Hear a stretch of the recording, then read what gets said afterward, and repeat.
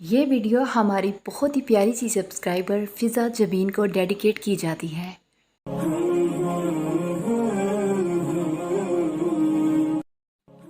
سنو، آپ جتنا جتنا اللہ کی مانتے جاتے ہیں نا، آپ کی زندگی میں اتنا ہی سکون آتا جاتا ہے، آپ کا دل اتنا ہی مطمئن ہوتا جاتا ہے۔ اس کا مطلب یہ نہیں کہ آپ کی زندگی میں کوئی پریشانی، کوئی مشکل باقی نہیں رہتی، بلکہ وہ مشکلیں، وہ پریشانیاں ساتھ ہوتے ہوئے بھی آپ مطمئن ہوتے ہیں کہ وہ اللہ کی نظر میں ہونے کا احساس وہ آپ کے دل کو پرسکون رکھتا ہے۔ باہر کے ماحول، مشکلیں اور آزمائشیں بھی اس دل کے سکون کو نہیں چھین سکتی۔ جب اللہ کی رضا کے بغیر اس کائنات کا ایک پتا بھی نہیں ہل سکتا، تو پھر تمہارے دل کا بار بار اللہ سے رجوع کرنا، اس سے مانگنا بے وجہ نہیں ہے۔ وہ جو ہاتھوں میں اتنی جان ڈال دیتا ہے کہ وہ دعا کے لیے اٹھ سکیں، وہ پھر ان اٹھنے والے ہاتھوں کی لاج بھی رکھتا ہے۔ اور دیکھو، ہر چیز کو وقت لگتا ہے، زخموں کو بھرنے میں، صبر آنے میں، ضبط کے آداب سیکھنے میں، خود پہ یقین کرنے میں۔ ہر چیز ہماری زندگی میں اللہ کی رضا سے ہوتی ہے۔ اور دیکھو، وہ زخم جس کو بننے میں اتنا وقت لگ گیا، وہ چند لمحوں میں کیسے بڑھ سکتا ہے، اور وہ تب تک کیسے بڑھ سکتا ہے جب تک تم اسے کوریدتے رہو گے۔ جو ہونا تھا ہو گیا، جسے جانا تھا وہ چلا گیا۔ اب جو پاس ہے اس کی طرف بھی تو دیکھو نا، جس کو تمہاری ضرورت ہے اس کا بھی تو سوچو۔ جو چلا گیا اس نے تو ایک لمحہ نہ سوچا تمہارا، پھر جو تمہارا نہیں ہے اس کے لیے خود کو اذیت میں کیوں مبتلا کر رکھا ہے؟ کیوں تم نے خدا کو یوں ناراض کر رکھا ہے؟ اللہ کے حکم کو جھٹلاؤ گے تو اسی کی قسم کبھی چین نہیں پاؤ گے۔ اس لیے خود پر رحم کرو، خود کو وقت دو، دل کو سمجھاؤ، جو کچھ پاس ہے وہی سب کچھ ہے، اور یہ جو سب کچھ ہے اسی میں اللہ کی رضا ہے، اور جس میں اللہ کی رضا شامل ہو اس سے بہتر بھی بھلا کچھ ہو سکتا ہے؟ اور سنو، ہمت مت ہارو، دعا مانگتے رہو تب تک جب تک جواب نہیں مل جاتا، اور جب وہ تمہیں صبر کی انتہا کو لے آیا ہے تو یقین رکھو کہ آزمائش اب ختم ہونے والی ہے، اور پھر ہر اس چیز سے نواز دیا جائے گا جس کے لیے تم راتوں کو اٹھ اٹھ کر جولی پھیلایا کرتے تھے۔ اور سنو، دعا اور قبولیت کا حاکم اللہ ہے، اور اس کا کن ضرور ہوگا جس کے تم انتظار میں ہو۔ اور سنو، اگر تم نشانی ڈھونڈ رہے ہو تو بس جان لو اور خوش ہو جاؤ کہ اللہ کا کن ہونے والا ہے، اور وہ ایسے ہوگا کہ تم شکر کے سجدے سے سر نہیں اٹھا سکو گے۔ دیکھو، میری بات غور سے سنو، جو تکلیفیں پہلے آئی تھیں کیا وہ یاد ہے تمہیں؟ وہ کس نے مٹائی تھیں؟ اللہ نے نا۔ تو پریشان نہ ہو، اب بھی وہی تمہارے سارے غم دور کر دے گا کہ تمہیں یاد بھی نہیں رہیں گے اپنے غم۔ اور پھر یوں ہوا کہ مجھے رب سے محبت ہو گئی، پھر تلاش ہونے لگی ایسے لمحوں کی جب میرے اور میرے رب کے علاوہ کوئی نہ ہو، اور میں ڈھیر ساری باتیں کروں اپنے پیارے اللہ سے۔ پھر میں نے اس کی محبت میں خود کو بدلنے کی کوشش کی۔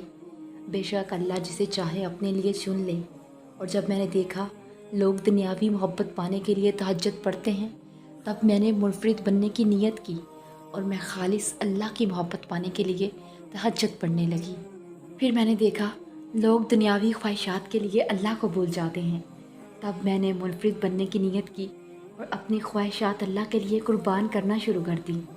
پھر مجھے ہر مصلحت سمجھ آنے لگی، مجھے روح کا سکون میسر کیا گیا، میں نے اپنے دل کو دنیا کی محبت سے خالی کر دیا۔ یوں کہہ لیں، اب مجھے انسانی محبت کی جذبات محسوس ہی نہیں ہوتے، چاہے کوئی رشتہ ہی کیوں نہ ہو۔ میں اب اللہ سے بھی کہتی ہوں کہ میرا دل اپنی محبت کے علاوہ باقی محبتوں کے لیے بند کر دے، اور یہاں تک آنے کے لیے دل کو مارنا پڑتا ہے، دنیاوی چیزوں کو ترک کرنا پڑتا ہے۔ ایک دل میں کبھی بھی دو محبتیں نہیں رہتی، اور جب دو محبتیں دل میں بس جائے تو وہاں مقابلہ شروع ہو جاتا ہے۔ جو جگہ اللہ کی ہے وہاں دنیا کو نہیں بسایا جا سکتا، اور جسے اللہ اپنی محبت دیتا ہے اسے دنیا کی کسی چیز کی خواہش نہیں رہتی۔ بے شک میرے اللہ کی محبت میں خسارہ نہیں۔